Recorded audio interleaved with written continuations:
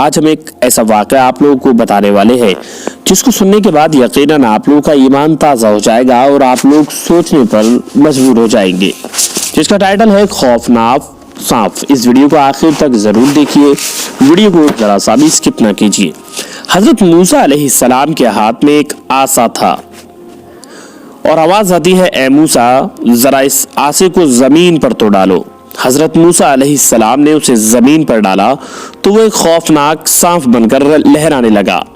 میرے عزیز دوستو ساتھیو، یقیناً اس کو سننے کے بعد آپ حیرت میں پڑ جائیں گے کہ آخرکار ایک عصا کس طرح سے سانپ بن سکتا ہے۔ اب عصے کی بات کی جائے تو میں اس کا تھوڑا سا طریقہ آپ کو بتا دوں، تھوڑا سا حلیہ بتا دوں کہ عصا کیا ہوتا ہے۔ آپ لوگوں نے اکثر آج کے وقت میں کچھ فقیر لوگ ہوں گے، ان کو دیکھا ہوگا کہ ان کے ہاتھ میں ایک کالا پتھر نما ایک، جس کو کہ ہم پیالہ کہتے ہیں، پیالے کی شکل میں ایک بڑا سا دیکھا ہوگا، اس کو کاسا کہتے ہیں، لیکن پہلے یہ اگر الگ ہو تو اس کے بارے میں ہم نہیں کہہ سکتے۔ تو حضرت موسیٰ علیہ السلام کے ہاتھ میں ایک عصا تھا اور آواز آتی ہے، اے موسیٰ ذرا اس عصا کو زمین پر تو ڈالو۔ حضرت موسیٰ علیہ السلام نے اسے زمین پر ڈالا تو وہ ایک خوفناک سانپ بن کر لہرانے لگا۔ یقیناً میرے دوستو ساتھیو، اگر ہم سانپ کو دیکھ لیں تو ہماری ہوا ٹائٹ ہو جاتی ہے۔ حضرت موسیٰ علیہ السلام نے یہ منظر دیکھ کر پیٹھ موڑ لی اور پیچھے مڑ کر نہیں دیکھا۔ خدا نے فرمایا، اے موسیٰ ڈرو نہیں، اسے پکڑ لو، یہ پھر وہی عصا بن جائے گا۔ چنانچہ آپ نے اس سانپ کو پکڑا تو وہ پھر سے عصا بن گیا۔ اللہ تعالیٰ نے یہ بھی ایک معجزہ عطا فرما کر حضرت موسیٰ علیہ السلام سے فرمایا، کیا فرعون کی طرف جاؤ اور اسے ڈراؤ اور اس کو سمجھاؤ کہ وہ کفر اور طغیانی کو چھوڑ دے، اور اگر وہ معجزہ طلب کرے تو یہ عصا ڈال کر اسے دکھا دینا۔ یعنی کہ اللہ رب العزت کی جانب سے فرعون کے لیے تھا کہ فرعون کو ڈراؤ، سمجھاؤ کہ وہ کفر اور طغیانی چھوڑ دے۔ آپ کو بتا دیں کہ فرعون کس طرح سے کفر پر تھا، اس کے بارے میں ہر شخص جانتا ہے۔ قرآن کریم پارہ 16 رکوع 10 پارہ 20 رکوع 7۔ تو اس سے ہمیں سبق یہ ملتا ہے کہ انبیاء علیہ السلام کو اللہ تعالیٰ نے بڑے بڑے معجزات عطا فرمائے ہیں اور وہ ایسے ایسے کام کر دکھاتے ہیں جو دوسرے ہرگز نہیں کر سکتے۔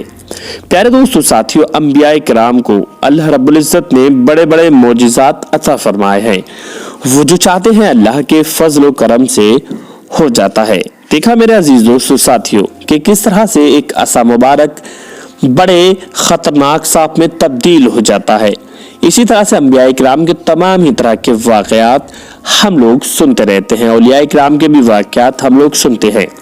جیسا کہ ہم نے آپ لوگوں کو ایک واقعہ بتایا تھا کہ حضرت نظام الدین اولیاء محبوب الہی رحمت اللہ تعلق سے ہم نے ایک واقعہ آپ لوگوں کو بتایا تھا کہ ایک خواتین حضرات حضرت نظام الدین اولیاء محبوب الہی رحمت اللہ تعالی علیہ کی بارگاہ میں حاضر ہوتی ہے اور عرض کرتی ہے کہ حضور شادی کو کافی عرصہ گزر گیا لیکن اب تک اولاد کا صرف حاصل نہیں ہوا۔ یہ سب دعا کرتی ہے تو دعا کروانے کے بعد حضرت نظام الدین اولیاء رحمت اللہ تعالی علیہ اس عورت کے لیے دعا کر دیتے ہیں کہ ٹھیک ہے، جب تجھ کو ایک اولاد عطا ہوگی۔ لیکن جب وہ حضرت نظام الدین اولیاء رحمت اللہ تعالی علیہ کے پاس آپ سے ملنے کے لیے آ رہی تھی، ایسے میں ایک شخص بھی اس کو مل جاتا ہے۔ وہ اس عورت سے پوچھتا ہے کہ کہاں جا رہی ہو، جس میں کہ وہ عورت جواب دیتی ہے، میں بابا کے پاس دعا کے لیے جا رہی ہوں، اور وہ اس عورت کی کافی زیادہ مذاق بھی بناتا ہے۔ لہٰذا یہ واقعہ آپ کو شارٹ میں بتایا جا رہا ہے۔ اتنا سب کچھ ہوتا ہے، ہونے کے بعد پھر لوٹتے ہوئے وہ شخص اس عورت کو ملتا ہے اور کہتا ہے، کیوں بتاؤ، کیا بابا سے اولاد لے کر کے آ گئی؟ تو اس پر وہ عورت جواب دیتی ہے کہ ہاں، میرے لیے بابا نے دعا کر دی اور بابا نے کہا ہے کہ جاؤ، تم کو انشاءاللہ تبارک و تعالی اولاد ہو جائے گی۔ اتنا سننا تھا کہ وہ شخص مذاق یا لہجے میں حضرت نظام الدین اولیاء رحمت اللہ تعالی علیہ کے پاس پہنچ جاتا ہے اور کہتا ہے کہ حضرت، آپ نے جس طرح سے اس عورت کو اولاد کے لیے وعدہ کیا ہے، کیا آپ مجھے بھی اولاد دے سکتے ہیں؟ حضرت نظام الدین اولیاء رحمت اللہ تعالی علیہ نے اس شخص سے بھی کہا کہ جا، تیرے بھی اولاد ہو جائے گی۔ لہذا وہ بھی چلا جاتا ہے۔ کچھ عرصہ بیت جاتا ہے، وہ دونوں हजरत निजामुद्दीन औलिया रहमतुल्लाहि ताला अलैह की बारगाह में हाजिर होते हैं। लेकिन यहाँ पर मामला कुछ उल्टा नजर आता है। तो वो औरत आती है हजरत निजामुद्दीन औलिया रहमतुल्लाहि ताला अलैह के पास, कहती है कि हजरत, आपने कहा था कि कुछ टाइम के बाद आना तो जो औलाद नसीब होगी, लेकिन ऐसा तो कुछ भी नहीं है। यहाँ पर आप देख लीजिए, जरा सा भी फर्क नहीं महसूस है।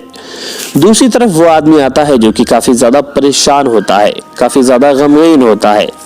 हजरत निजामुद्दीन औलिया रहमतुल्लाहि ताला अलैह की बारगाह में वहां आकर के आपके कदमों में गिर जाता है, रोता है, गिड़गिड़ाता है, कहता है हुजूर, मैंने काफी ज्यादा इलाज कराया, लेकिन ये पेट जो है मेरा कम होने का नाम नहीं ले रहा। इसमें कि उसको अपने जो क्या कहा था उसका पछतावा होता है। हजरत निजामुद्दीन औलिया रहमतुल्लाहि ताला अलैह के पास में आकर गिड़गिड़ाता है, आपके कदमों में गिर जाता है, कहता है हजरत, मुझे माफ कर दीजिए, मुझसे गलती हो गई और मुझे अपने कहे हुए का पछतावा हो रहा है।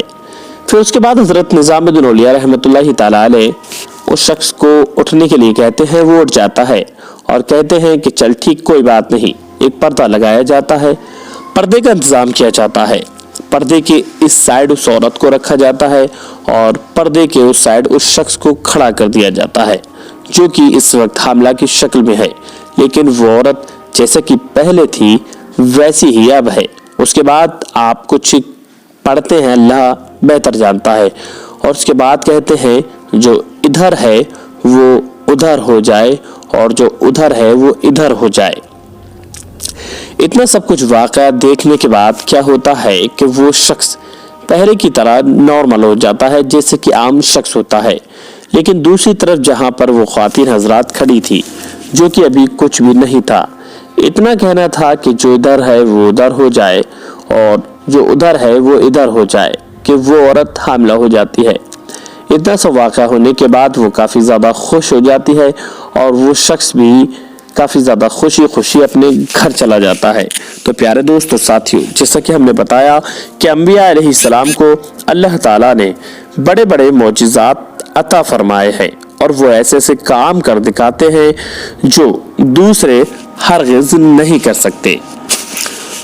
तो देखा औलिया इकराम को अल्लाह रब्बुल इज्जत ने क्या ताकत अता फरमाई है कि हजरत निजामुद्दीन औलिया रहमतुल्लाहि ताला अलैह के जरा सा कह देने से उस आदमी को भी औलाद होनी, मतलब जैसा कि हमने आपको बताया कि हजरत निजामुद्दीन औलिया रहमतुल्लाहि ताला अलैह ने उस आदमी को दुआ दे दी कि जब तेरे भी औलाद हो जाएगी, तो वो भी हामिला हो जाता है। लेकिन बाद में जब वो दुआ करता है, माफी तलाफी करता है, तो आप दुआ उसकी कबूल करते हैं और जो नाराज होते हैं वो नाराजी का सबब भी खत्म कर देते हैं। और फिर किस तरह से जो कि आपने सब कुछ इस वाक़ये में सुना, आपको काफ़ी ज़्यादा पसंद आया होगा। उम्मीद करते हैं कि इस वीडियो को दिल खोल करके शेयर कीजिए, साथ ही साथ हमें कमेंट बॉक्स में कमेंट भी लिखिए, जिससे कि हमें आप लोगों का कमेंट भी मिले और आप लोग प्यार और मोहब्बत बनाए रखें। मिलते हैं एक और कामयाब वीडियो के साथ, तब तक के लिए अल्लाह हाफिज़, दुआ खैर में याद रखें।